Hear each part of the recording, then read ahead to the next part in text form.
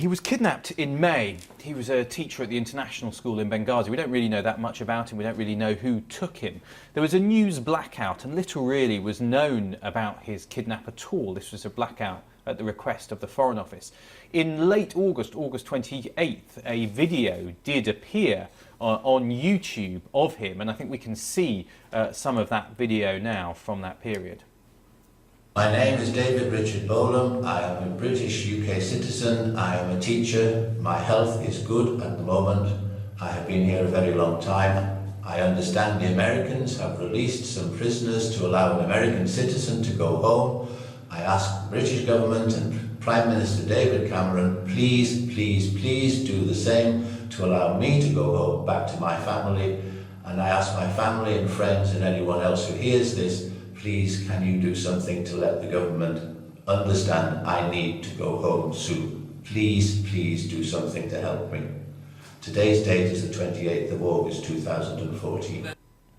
So that video came out at the end of August, showing David Bolam. Again, this news blackout operated at the request of the Foreign Office and the family, with the view from them that it was important for his safety that this not be broadcast. So we didn't know much more about what was happening, what was going on behind the scenes, until just in the last few hours we got a message from the Foreign Office saying that he had now been released, that he was safe and well and had been reunited with his family, of course held in Libya, so separate from those other hostages held in Syria, we think, but by the group calling itself Islamic State, who have been executing their hostages. Obviously the fear was that the worst could have happened to David Bolam, but there's great relief that that hasn't been the worst that's happened. What is known, if anything, about the group that were holding Mr Bolam and the details of how this release came about? Well, almost nothing about the group, really, and I think that's one of the issues. No one really knows what their demands were. You heard some in the video about releasing other prisoners.